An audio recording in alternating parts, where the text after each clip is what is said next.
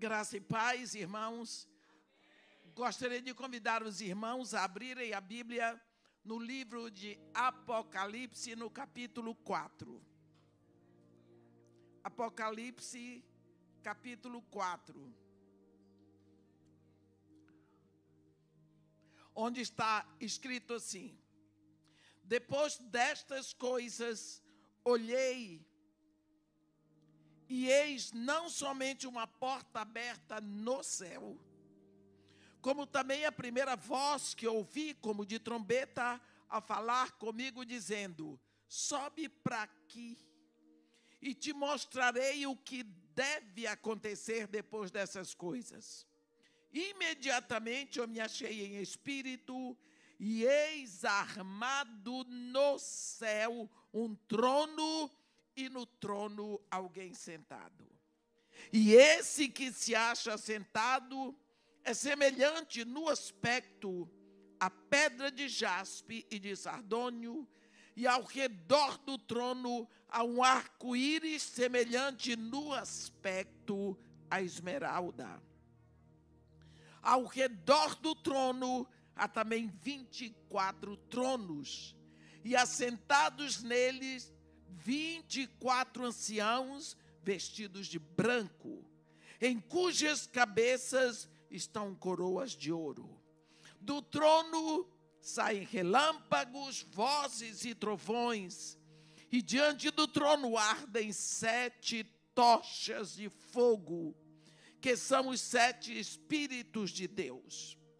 Há diante do trono um como que mar de vidro, semelhante ao cristal, e também no meio do trono e à volta do trono 4 seres viventes, cheios de olhos, por diante e por detrás.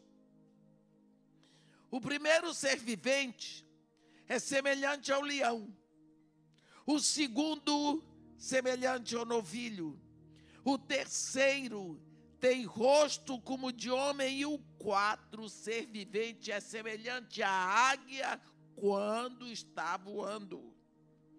E os 4 seres viventes, tendo cada um deles, respectivamente, 6 asas, estão cheios de olhos, ao redor e por dentro.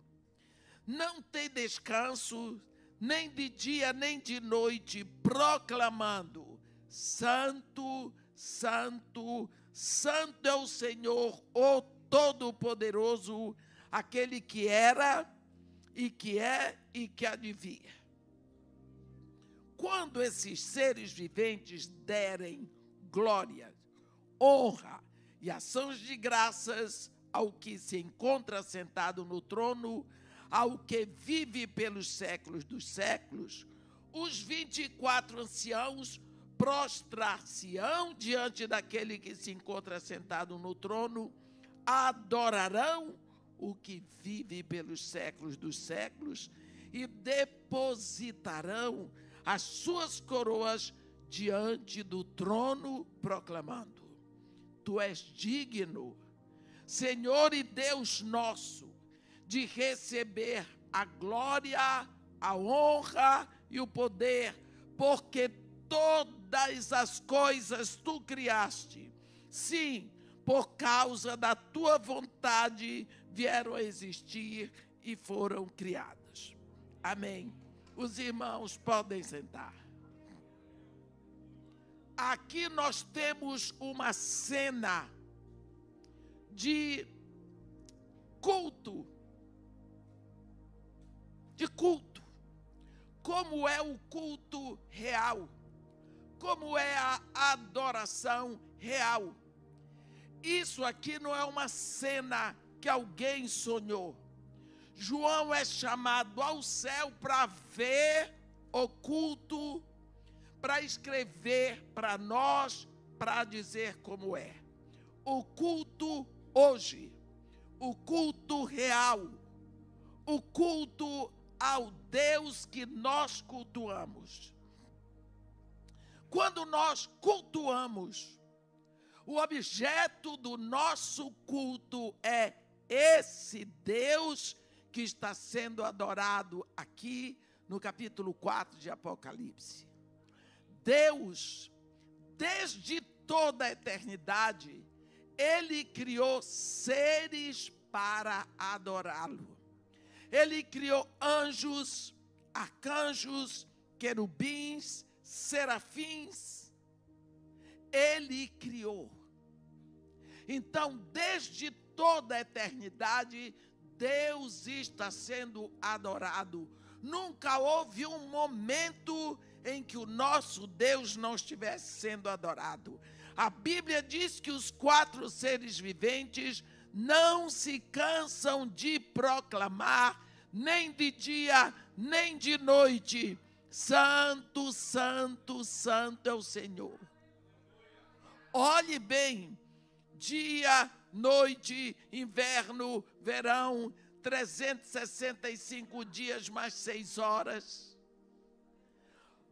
Você pode ter certeza, meu irmão, o universo está impregnado desse clamor de santidade de Deus.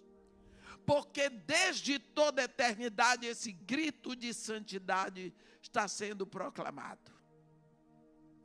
Quando Deus começa a lidar com o homem, Deus quer receber o louvor e adoração do homem.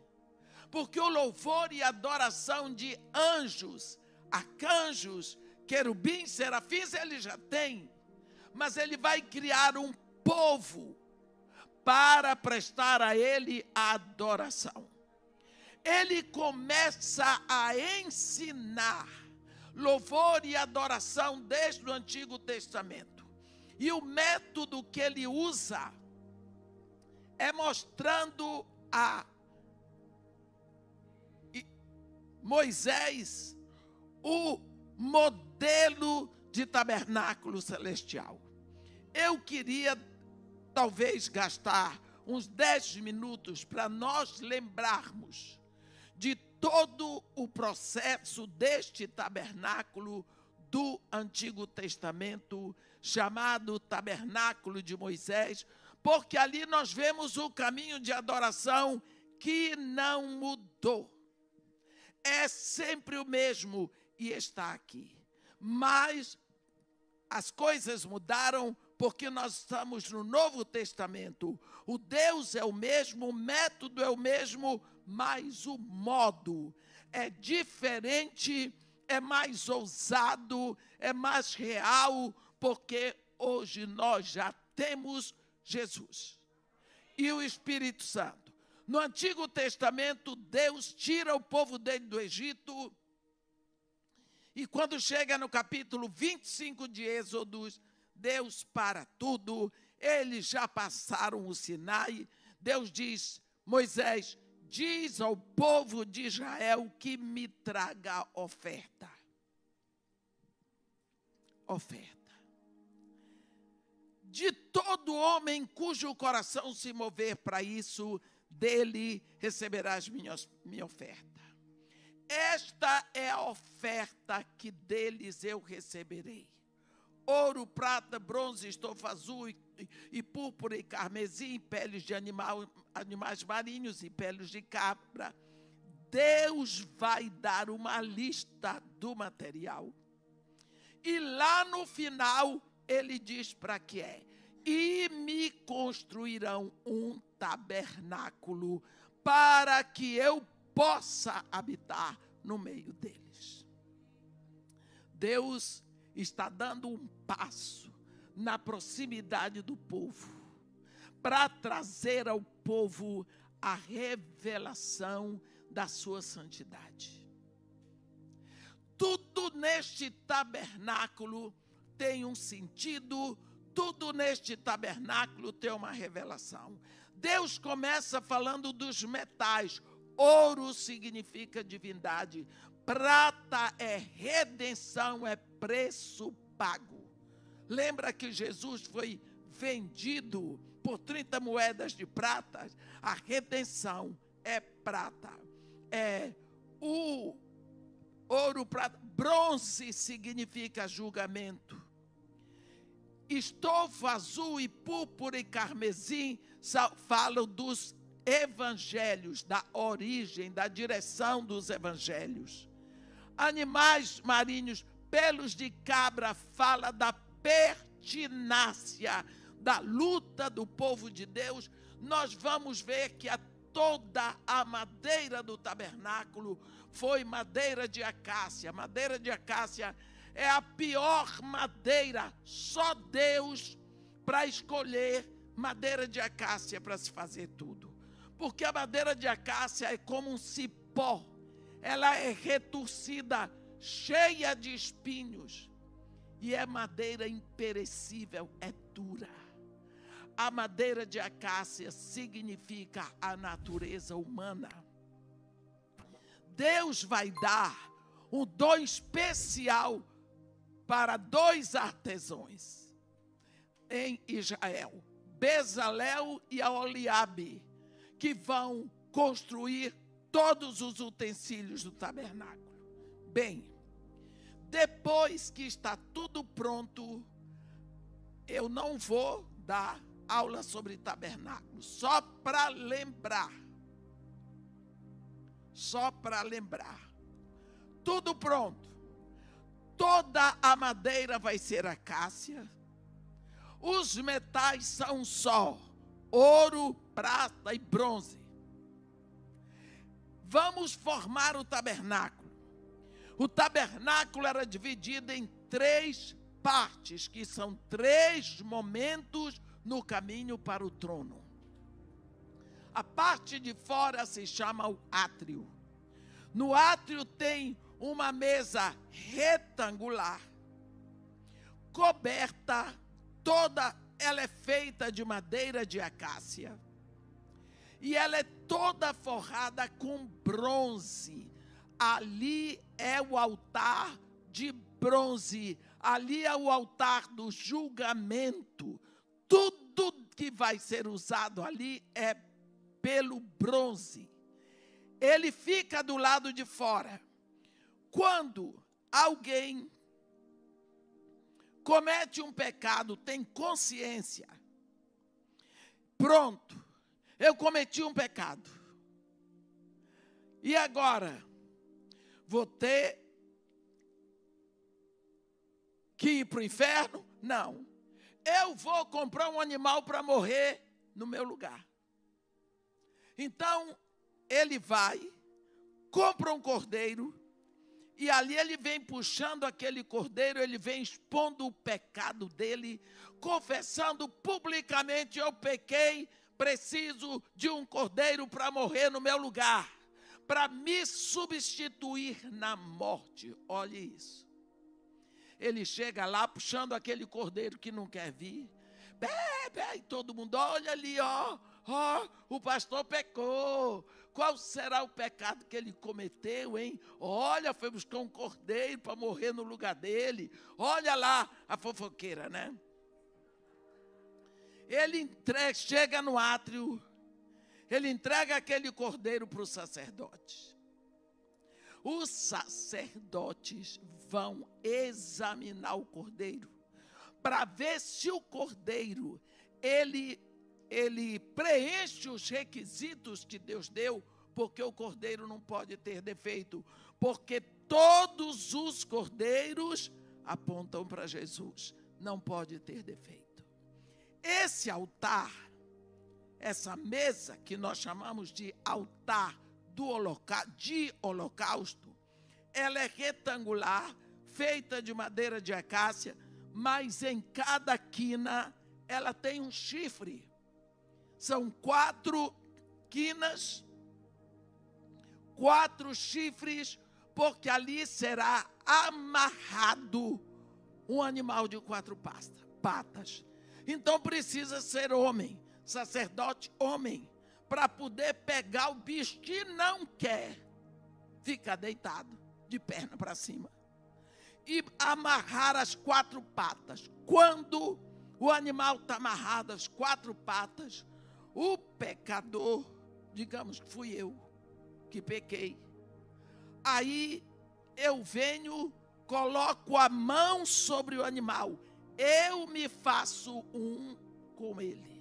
Eu e aquele cordeiro somos uma pessoa só. Aí, porque o cordeiro já foi examinado, não tinha defeito. Os sacerdotes sacrificam, matam. Ali eu fui livre. O cordeiro morreu no meu lugar, ele era um comigo. E eu fico esperando, eles vão fazer tudo que tem, eles queimam as partes que tem que queimar, e quando aquilo vira cinza, estou livre do pecado, porque aquele cordeiro morreu a morte que eu merecia. Entendeu? Aqui. Agora, quando o cordeiro, você observou, Deus está mostrando para nós que quem vai ser examinado não é o pecador, é o cordeiro. Eu não vou ser examinada, mas o cordeiro que eu levei vai ser examinado. Se ele não tiver defeito, ele pode morrer no meu lugar. Você entendeu? Por que que nós precisamos de um cordeiro sem defeito? Jesus, para morrer no nosso lugar, para nós ficarmos livres da morte eterna. Porque quando nós chegarmos diante do Pai, diante de Deus, Ele não vai me examinar, Ele vai examinar o cordeiro que eu levo, e eu levo Jesus. Eu vou através de Jesus. Entendeu? E Deus não vai me examinar porque eu sou uma pecadora, Ele vai examinar Jesus. Como Jesus é perfeito, então eu vou passando. Porque Ele morreu a minha morte. Por isso eu preciso de Jesus. Agora, essa parte do tabernáculo chama-se átrio. Acabou, os sacerdotes sacrificaram o cordeiro, lidaram com sangue, ligaram com tudo. Agora, sacerdote não ministra no átrio. Ele ministra na segunda parte do tabernáculo, que é o santo lugar. Mas quando ele sai daqui do átrio, que é a parte de fora, que é a parte pública, ele vai ter que entrar para lá. Se ele levar sujeira, ele cai mortinho. Então, Deus mandou Moisés fazer uma bacia de bronze para ficar cheia de água, aonde os sacerdotes têm que se lavar, eles têm que se purificar antes de sair da parte pública para o santo lugar. Eles não podem entrar com nenhuma sujeira. A Bíblia diz que aquela bacia de bronze foi feita do bronze do espelho das mulheres que se reuniam para ministrar à porta da tenda da congregação do tabernáculo de Moisés. Os sacerdotes acabaram tudo aqui, o povo já viu, já saiu, agora eles vão lá para dentro. Eles têm que se lavar. Eles têm que se lavar. Será? Quando é que durante o culto nós nos lembramos que temos que nos lavar? Que nos purificar? De pensar pecados cometidos. Isso falta. Está faltando. Precisamos ter consciência de pecado. Vamos lá. Irmã, quando eu aceitei Jesus, quando eu me rendi a Jesus, eu me arrependi. Uma vez salvo, salvo para sempre. Muito bem. Quando você ouviu a palavra da verdade, o evangelho da salvação, você creu, você foi feito filho de Deus, seu nome está registrado no livro da vida do Cordeiro para a eternidade. Foi-lhe dado o Espírito Santo, você não entra em julgamento, você tem vida eterna. Tudo certo. Tudo certo. É isso que está escrito na Bíblia. Mas vamos ver o que a Bíblia nos ensina sobre isso.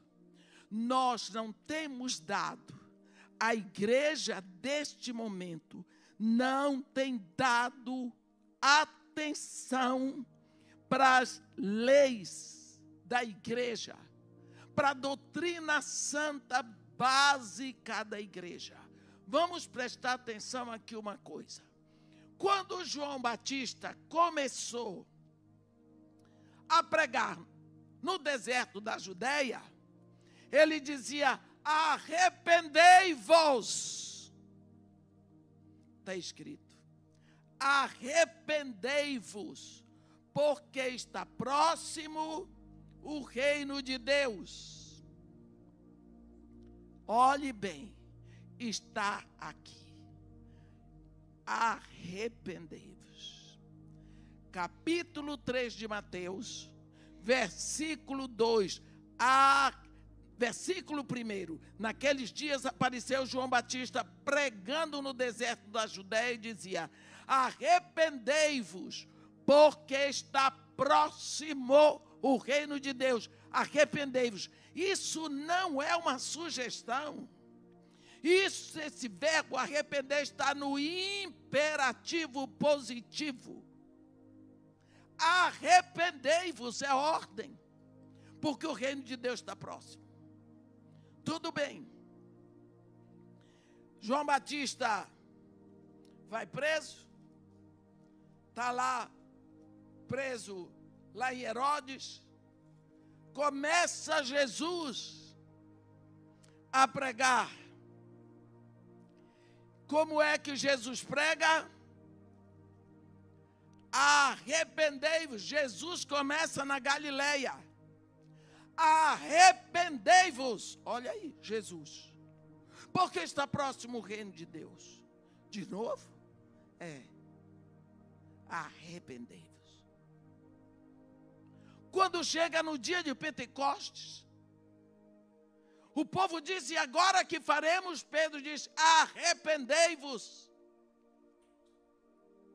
Jesus manda que se pregue arrependimento para o cancelamento dos pecados. Sem arrependimento, meus irmãos, não há cancelamento de pecado.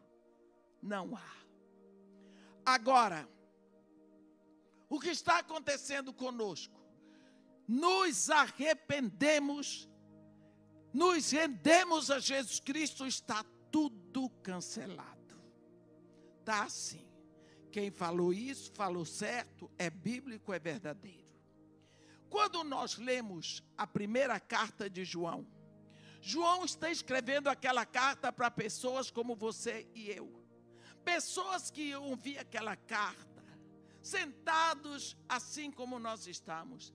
Ele escreveu aquela carta para pessoas que ouviram a palavra da verdade, o evangelho da salvação, creram, se renderam a Jesus, estavam cheios do Espírito Santo, filhos de Deus. A carta foi escrita para a igreja.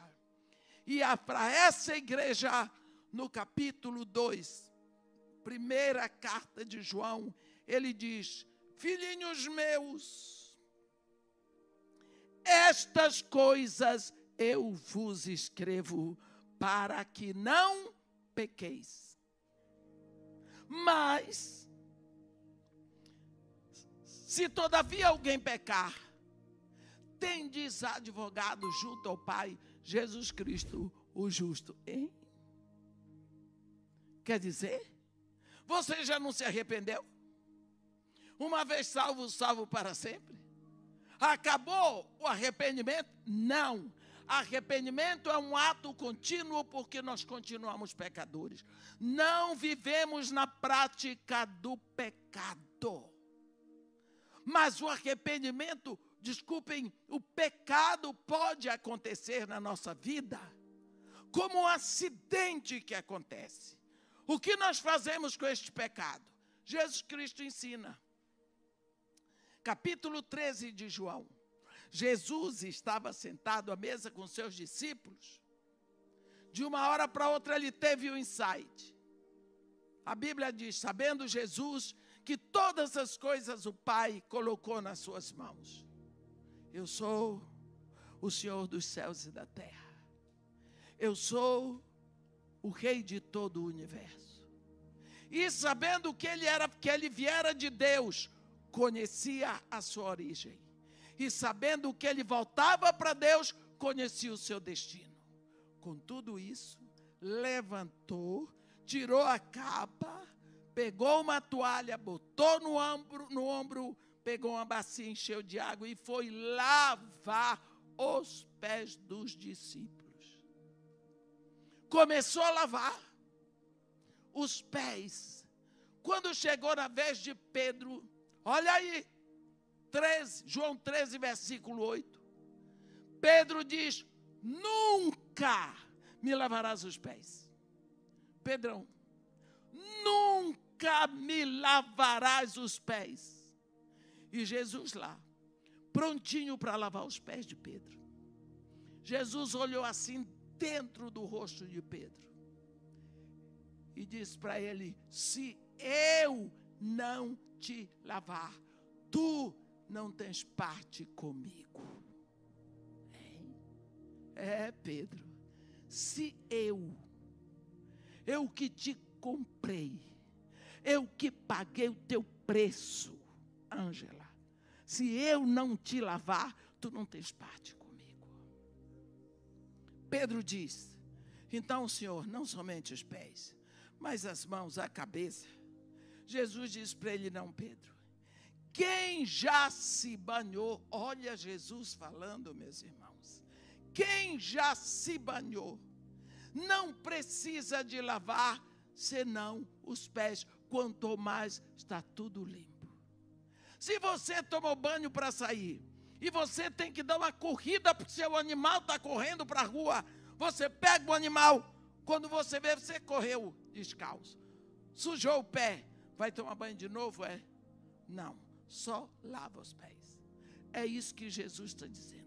Na hora que você se rendeu a Jesus Cristo, você se banhou, você foi purificado, você foi justificado, você está limpo.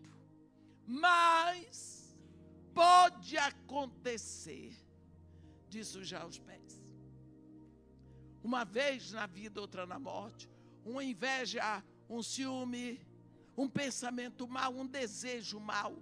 Você pode pecar, suja o pé. Ali está sujo, fica uma área suja na sua vida, onde castas de demônios podem usar como entrada para lhe perturbar, para fazer da sua vida uma coisa horrorosa.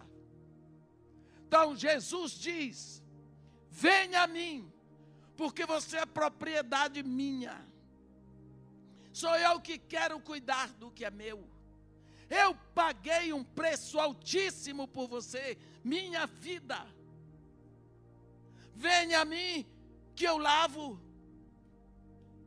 Então, meus irmãos, como é que nós pensamos de caminhar na direção do trono desse Deus a quem adoramos, sem buscar a limpeza, sem procurar ver como está a nossa vida?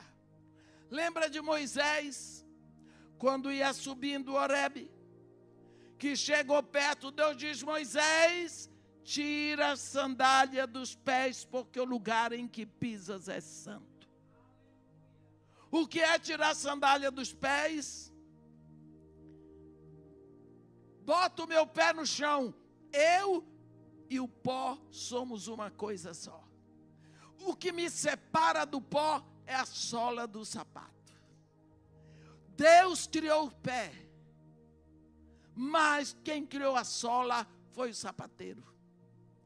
Quando eu tiro a sandália dos pés, eu estou dizendo, eu e o pó somos um.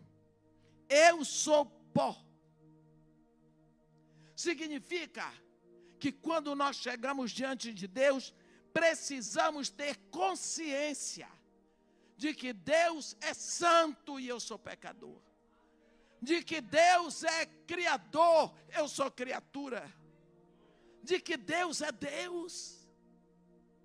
Mas nós vamos entrando, tem que entrar com ousadia, então lá vou eu toda suja. Não é isso que está escrito aqui. Nós precisamos da bacia. Precisamos da bacia. Quantas vezes eu tenho ido... Olha, eu vou a culto todos os dias da minha vida. Às vezes, 3 cultos por dia. Único hino, único momento que eu ouço de arrependimento, de quebrantamento. Só tenho. Eu quero ser, Senhor amado, como um vaso nas mãos do oleiro. Quero nada, gente. Eu quero que me quebre de novo, o quê? Quem quer? Mas é o momento. Se nós não temos hinos, se nós não temos cânticos de quebrantamento, nós precisamos ter alguém que, enquanto os instrumentos tocam, essa pessoa pode confessar pecados, porque o Espírito vai trazendo pecados da congregação, e a pessoa vai chorando, como Daniel confessou o pecado do seu povo, como Ezequiel confessou o pecado do seu povo. O adorador que está dirigindo, porque o grupo dirige para o trono, a congregação, ele vai ser usado pelo Espírito para confessar pecados, porque vão saindo.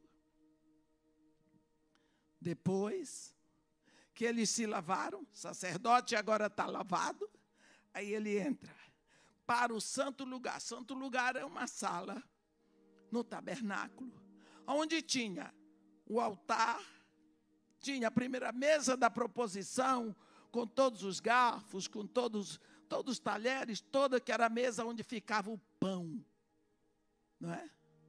Tinha outro altar, tudo de madeira de acácia, mas agora forrado de prata,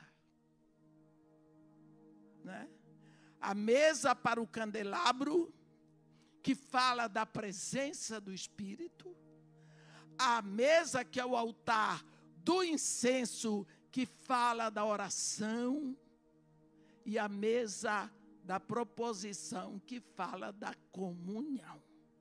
Então, nessa hora, o sacerdote, aqui, ele lembra da comunhão.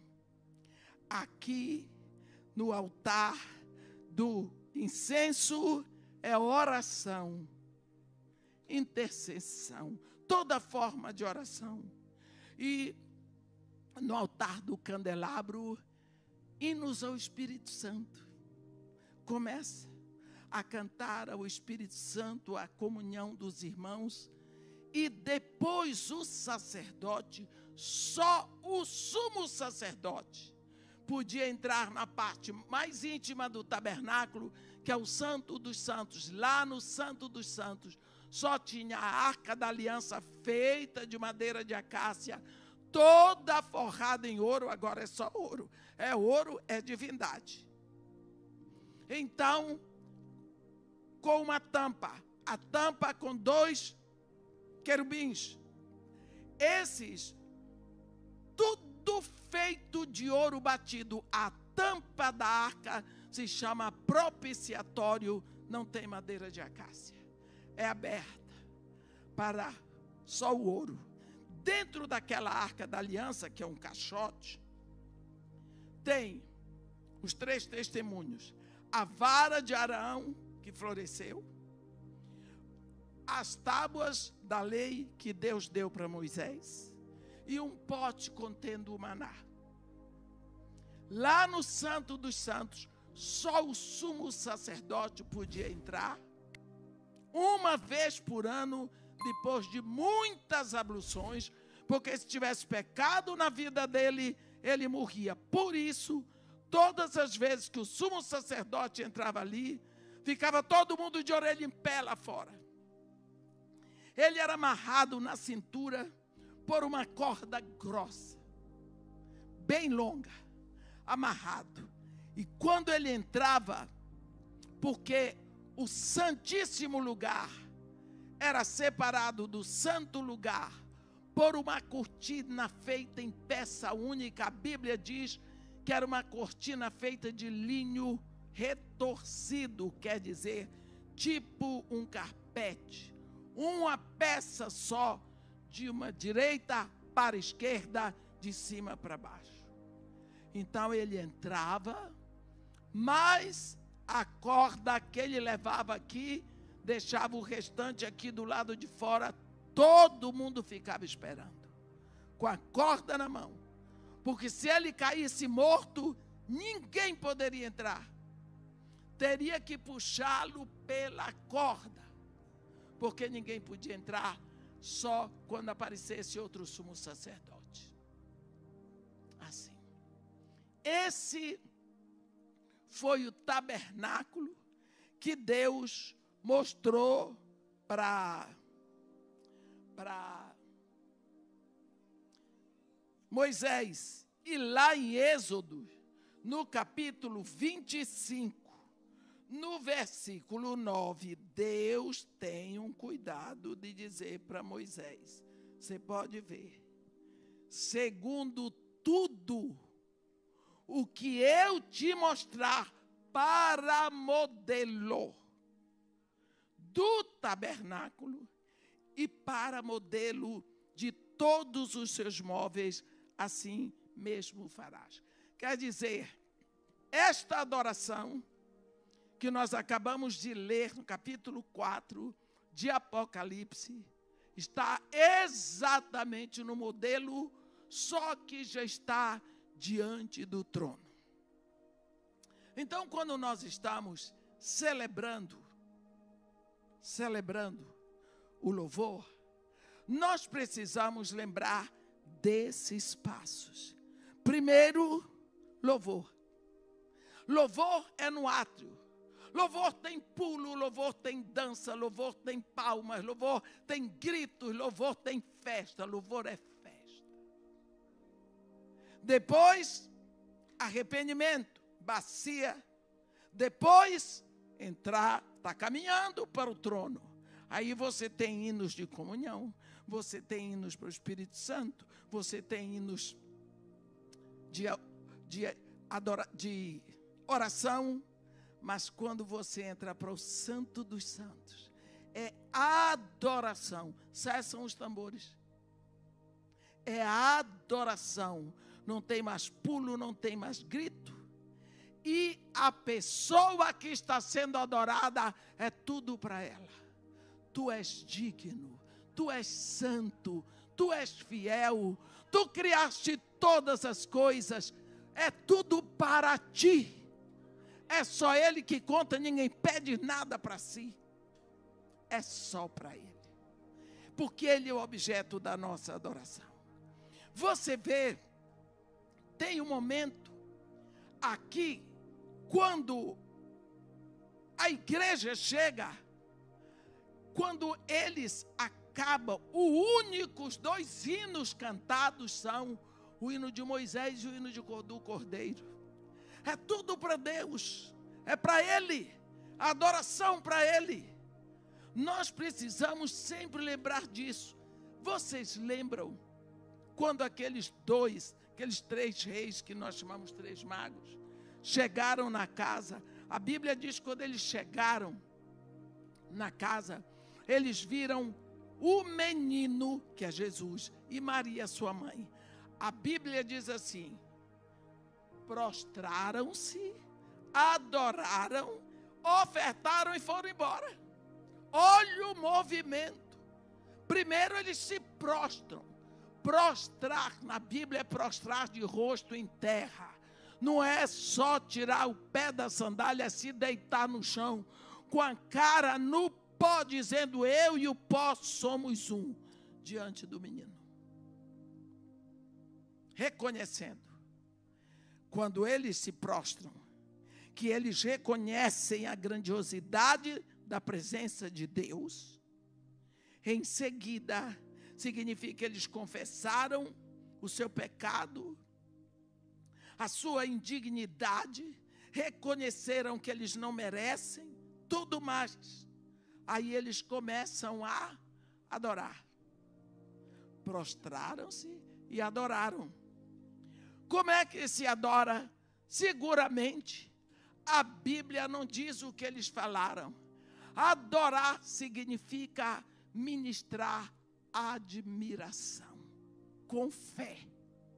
Tu criaste todas as coisas. Tu abriste o mar vermelho. Tu criaste os céus dos céus. Tu habitas no alto e sublime trono. Tu és Senhor dos céus e da terra. Todo o universo está diante de ti, porque tu, somente tu és Deus. Você começa a adorar. Depois que eles se prostraram, que eles adoraram, eles ofertaram.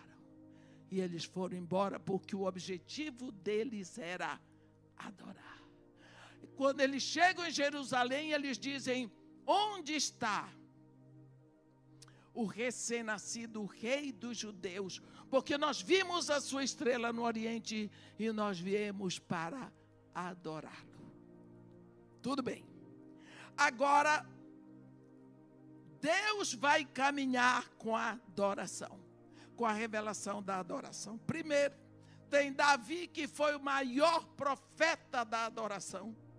Davi foi muito mais profeta do que rei. No Antigo Testamento, ele dava novilho e dizia: Senhor, estou te oferecendo novilho, porque é novilho, que é a hora.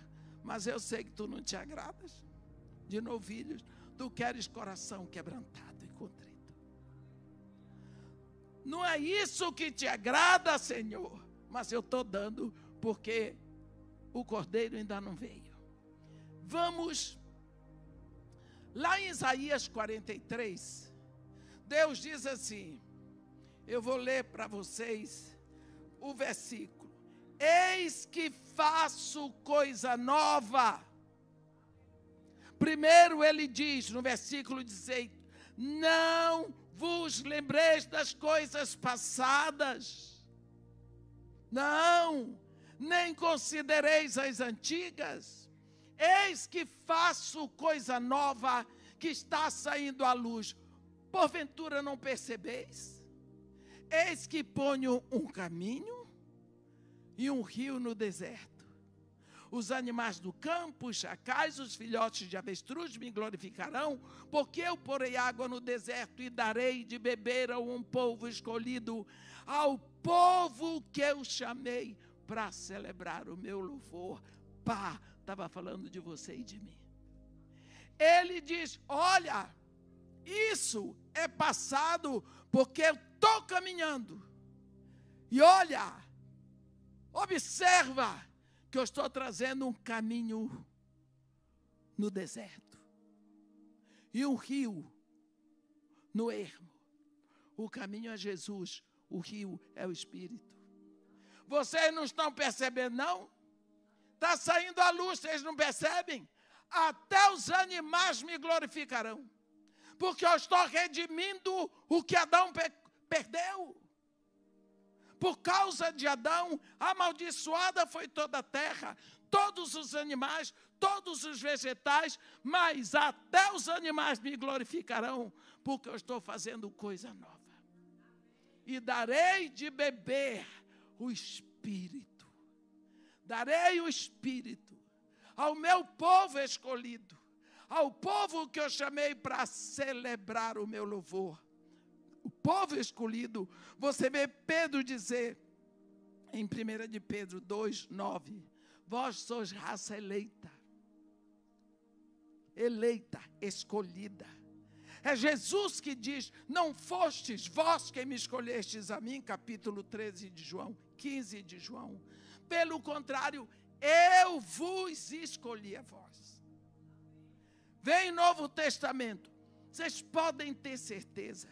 Aqueles rios de sangue de animais que foram derramados no Antigo Testamento apontavam para um único sangue.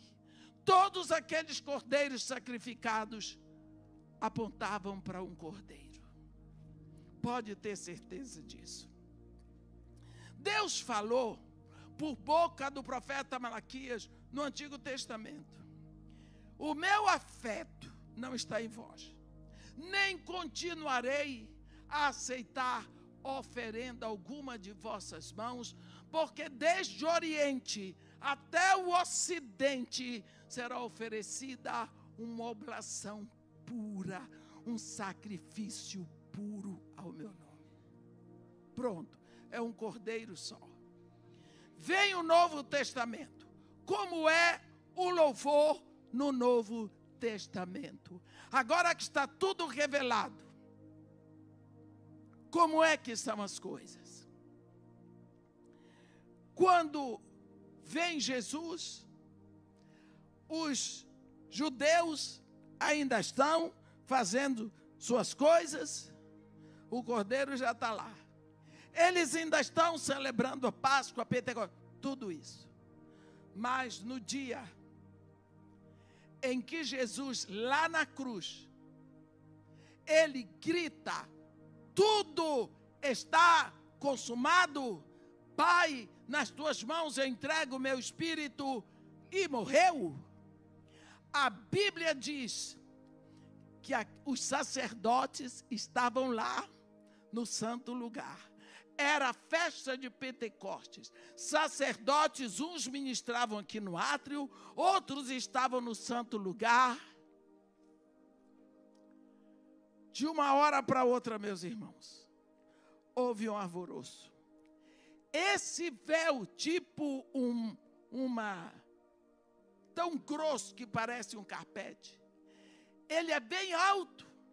Uma mão invisível rasgou no meio e abriu. A arca ficou exposta. Ninguém podia ver a arca. Ninguém podia entrar lá. Só o sumo sacerdote uma vez por ano. Você pensa o horror que aconteceu. Pessoas ressuscitando de dentro dos túmulos.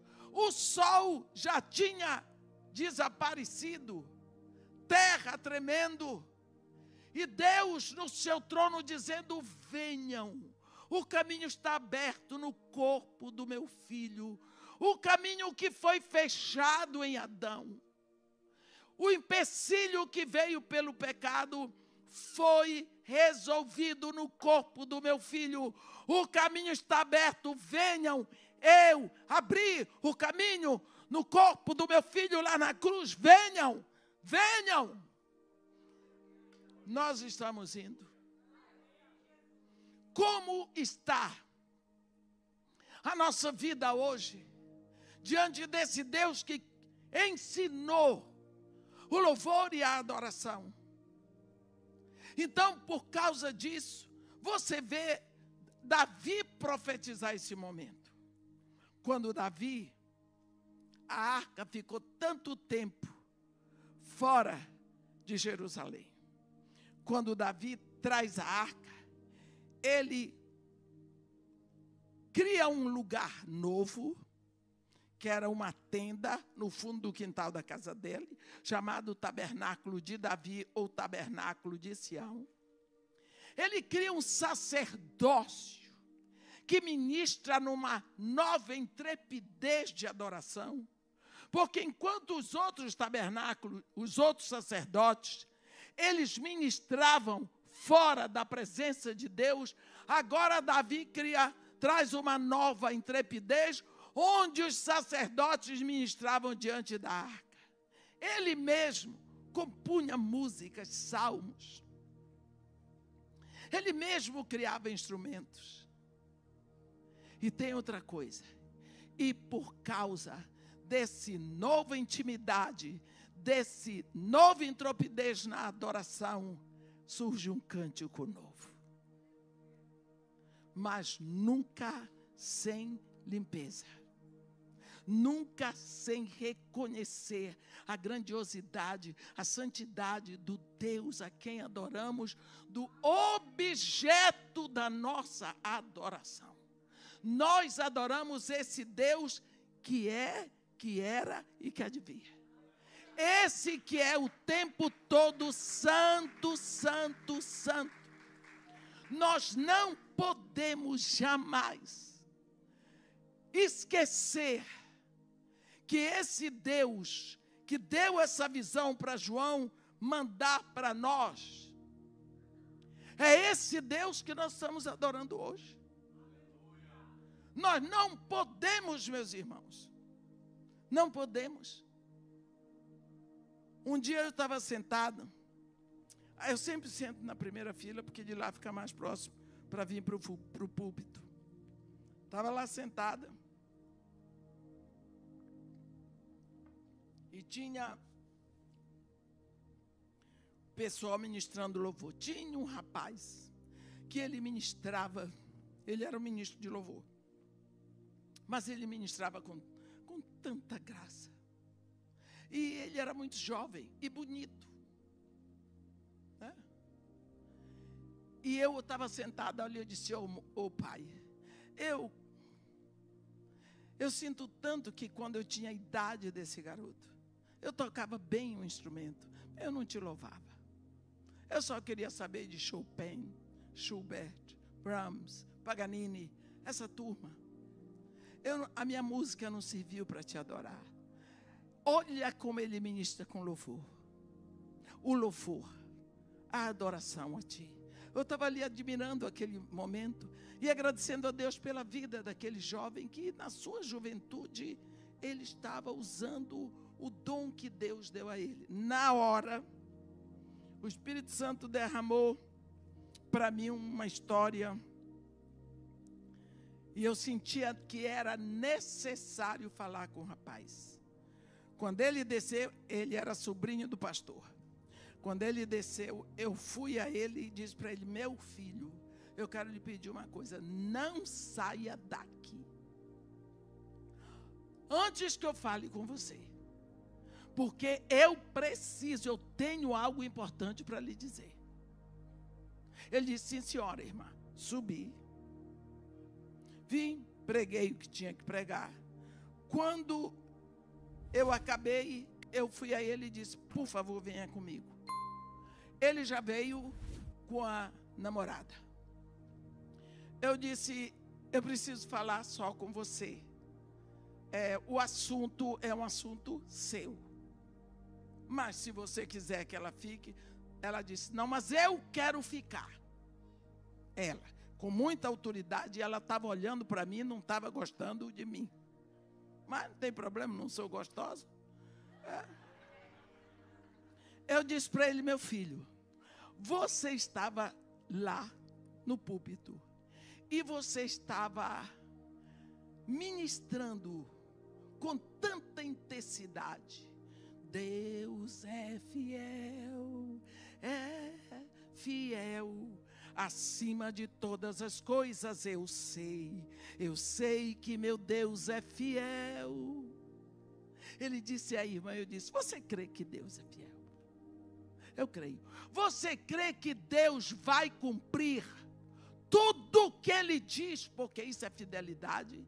Ele disse, eu creio. Eu disse, então por quê que você sai daqui e você vai para o motel tal da Avenida Brasil com esta mulher? O que você vai para lá fazer quando você diz que Deus é fiel? Quer dizer que você está sacramentando para você o inferno. Ela disse, a senhora não pode dizer isso, cale a boca. Eu disse para ela, cala a boca. Porque é você que paga o motel com o cartão Santander. Eu vi e quem me mostrou estava lá. É você que paga porque ele não tem o dinheiro. É você que leva para a perdição e não é o primeiro que você leva. Só daqui da igreja 2 já foram. Com você. Aí, ela calou a boca. Aí eu falei, eu dei uma puxada naquele menino. A vontade que eu tinha de pegar a orelha dele assim, torcer, mas ao mesmo tempo de abraçar. Eu disse, acabe com isso. Graças a Deus terminou tudo. Nunca mais ela apareceu, eu sinto muito. O que eu quero dizer é o seguinte, aquele menino saía dali, era para conduzir a noiva ao trono, aos braços do Pai, pelo louvor, mas estava sujo. Estava sujo. Eu, se fosse o diabo, eu ia sujar todo mundo que ministra na frente. Eu ia sujar. As maiores confusões dentro da igreja não acontecem entre o povo de um modo geral, acontece na liderança e na turma do louvor. Porque sujando ali, impedindo ali, quem vai? Nós precisamos saber que quando está escrito na Bíblia um caminho de adoração, sacrifício, limpeza, comunhão, espírito, oração, adoração no trono, isso não vai mudar. Olha aqui. Hoje nós precisamos em espírito, primeiro, o louvor. O que é que se diz, o que é que o autor de Hebreus diz no capítulo 13 de Hebreus?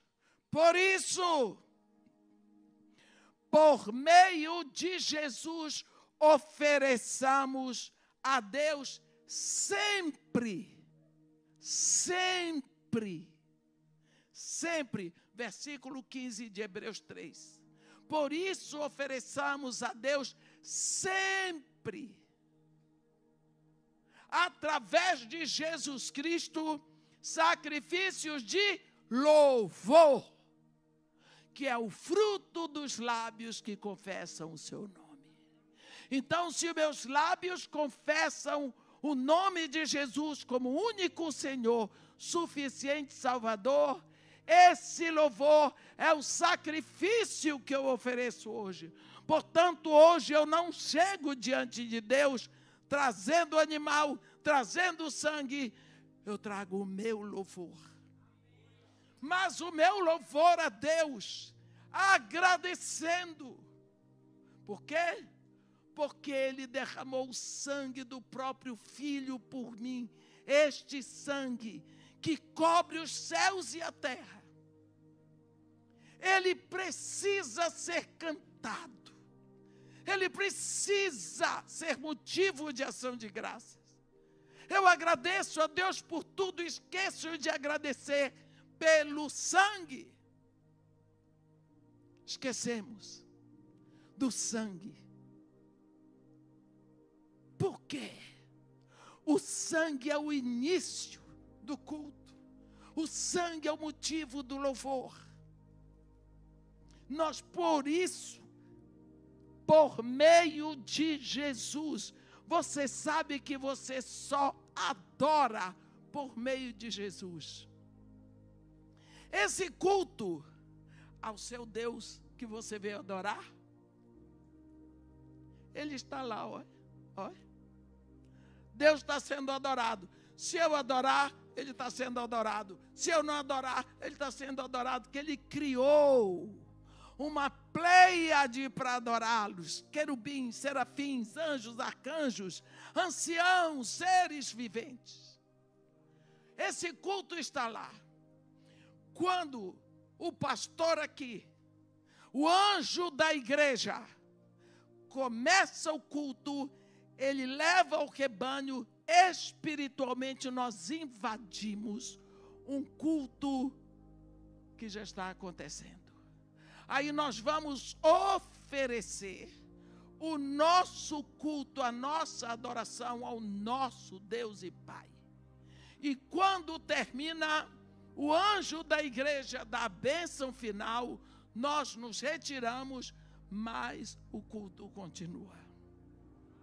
E quando o anjo da igreja entra, Jesus Cristo aparece na frente e diz: eis-me aqui, ó Pai, e os filhos que me deste.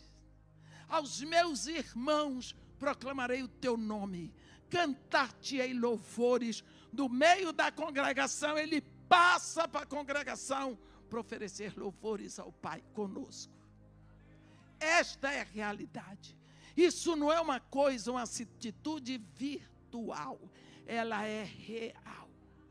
E é isso que Jesus Cristo oferece, porque Deus, Jesus Cristo, comprou com o seu sangue os que procedem de toda tribo, raça, povo e nação. Ele comprou o nosso Deus. Ele comprou para Deus.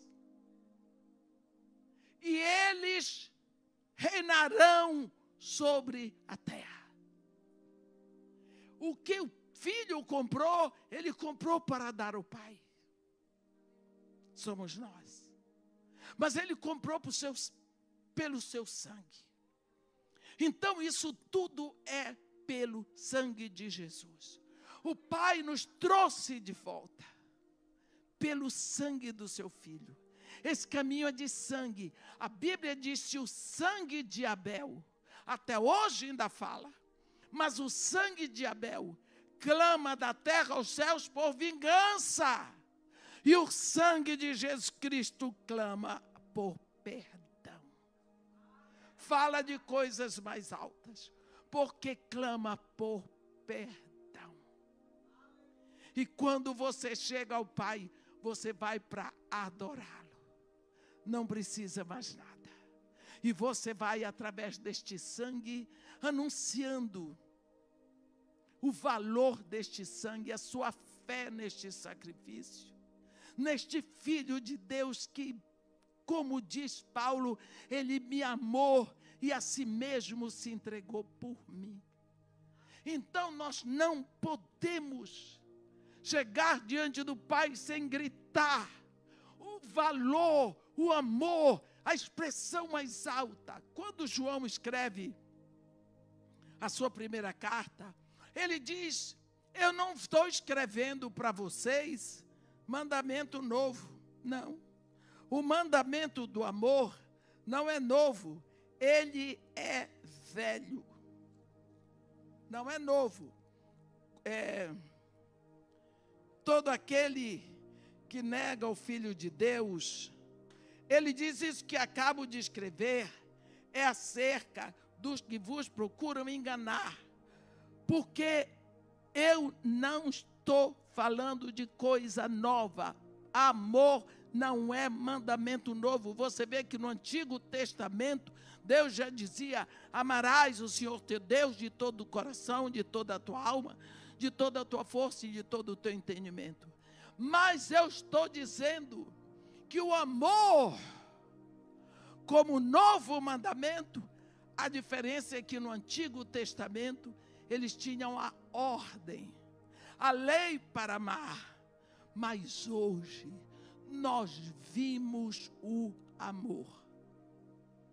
Nós vimos o amor de Deus. Nós vimos o amor de Deus levar seu filho numa cruz, varar o seu filho, matar para ele morrer no meu lugar, para que eu tenha acesso a Deus. Isso é amor expresso. Isso é amor mostrado. Eu preciso ser um showroom da misericórdia de Deus, porque é isso que Deus quer fazer.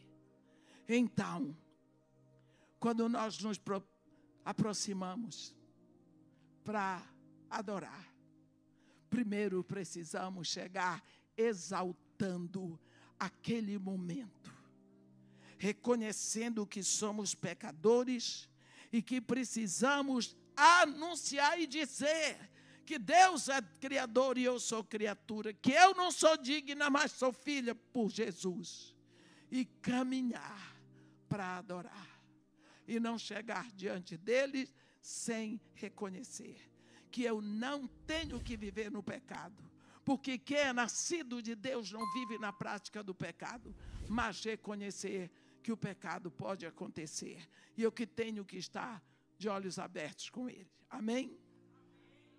Que Deus nos abençoe e nos guarde. Que faça resplandecer o seu rosto sobre nós e tenha misericórdia de todos nós. Amém. Amém.